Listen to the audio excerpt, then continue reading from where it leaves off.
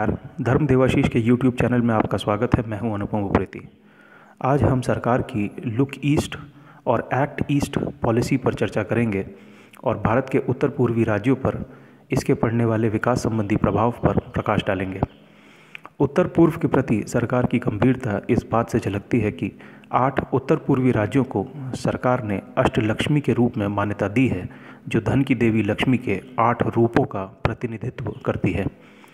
उत्तर पूर्वी क्षेत्रों को देश के सकल घरेलू उत्पाद में सबसे बड़े योगदानकर्ता के रूप में बनाने के लिए नीतिगत दिशा निर्देश जारी किए गए हैं।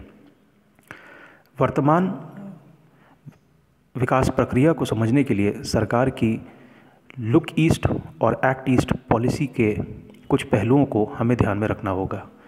भारत की लुक ईस्ट पॉलिसी सरकार द्वारा 1990 के दशक में पीवी नरसिम्हा राव के प्रधानमंत्रित्व काल में शुरू की गई एक पहल थी, जिसे अटल बिहारी वाजपेयी के प्रधानमंत्रित्व काल में आगे बढ़ाया गया। नीति का उद्देश्य पूर्व एशियाई देशों, विशेष रूप से दक्षिण पूर्व एशियाई देशों के संगठन आसियान के सदस्य राज्यों के साथ मजबूत राजनीतिक, आर्थिक और सांस्कृतिक संबंधों को विकसित करना था। हालांकि विभिन्न कारकों और कारणों से नीति अपेक्षित परिणाम नहीं दिखा सकी। नीति को 2014 में एक्ट ईस्ट पॉलिसी के रूप में फिर से तैयार किया गया था। एक्ट ईस्ट पॉलिसी एशिया प्रशांत क्षेत्र की ओर भारत के रणनीतिक बदलाव का प्रतिनिधित्व करती है और पूर्व एशियाई देशों के साथ भारत के आर्थिक एकीकरण, संपर्क और राजनयिक जुड़ाव को बढ़ाने का प्रयास करती है, जिससे भारत के उत्तर पूर्वी क्षेत्रों में भी विकास होता है। यह आसियान, जापान, दक्षिण कोरिया, ऑस्ट्रेलिया और क्षेत्र के अन्य देशों के साथ अपने जुड़ाव को गहरा करने के लिए भारत की प्रतिबद्धता पर जोर देती है। नीति कुछ प्रमुख क्षेत्रों पर केंद्रित है, जैसे आर्थिक सहयोग को बढ़ाना, जिसमें भारत का उद्देश्य पूर्व एशियाई देशों के साथ व्यापार, निवेश और आर्थिक संबंधों को बढ़ावा देना है। इसमें अधिक बाजार पहुंच को बढ़ावा देना, निवेश को सुगम बनाना और बुनियादी ढांचे, विनिर्माण, प्रौद्योगिकी और कृषि जैसे क्षेत्रों में सहयोग को प्रोत्साहित करना शामिल है। कनेक्टिविटी के मुद्दे पर भारत व्यापार, निवेश और लोगों से लोगों के आदान प्रदान को सुविधाजनक बनाने के लिए पूर्व एशियाई देशों के साथ भौतिक और डिजिटल कनेक्टिविटी में सुधार करना चाहता है। भारत म्यांमार थाईलैंड त्रिपक्षीय राजमार्ग, Kaladan multi modal transit transport project और एशियन हाईवे नेटवर्क जैसी कुछ पहलें ऐसे प्रयासों का उदाहरण हैं। Kaladan multi modal transit project के बारे में अगर बात करें तो यह समुद्री मार्ग से कलकत्ता के समुद्री बंदरगाह को म्यांमार के रखाइन राज्य में स्थित सितवे समुद्री बंदरगाह से जोड़ता है।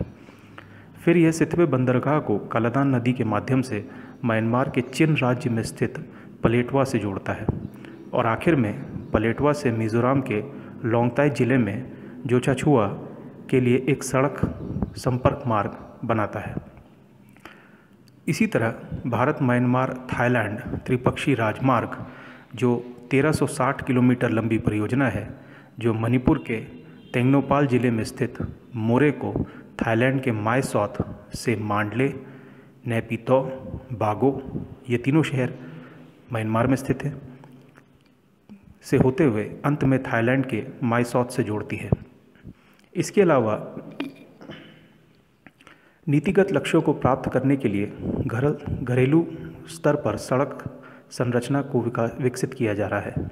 इसके संबंध में कोहिमा, ईटानगर, गैंगटॉक और 2 राज्यों मिजोरम और मणिपुर के बीच 5 प्रमुख सड़कों पर काम किया जा रहा है। भारत का उद्देश्य क्षेत्रीय सुरक्षा चुनौतियों का समाधान करने, समुद्री सुरक्षा को बढ़ावा देने और रक्षा सहयोग बढ़ाने के लिए पूर्व एशिया के देशों के साथ रणनीतिक सहयोग को गहरा करना है।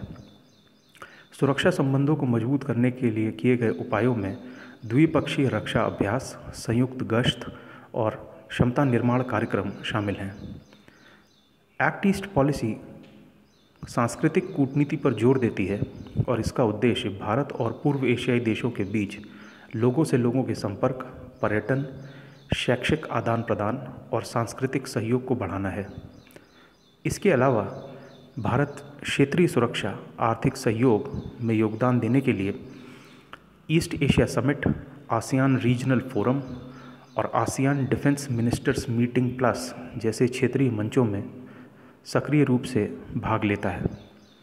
हालांकि इन सभी पहलों के कूटनीतिक लक्ष्य हैं, लेकिन साथ ही निश्चित तौर पर घरेलू निहितार्थ भी हैं।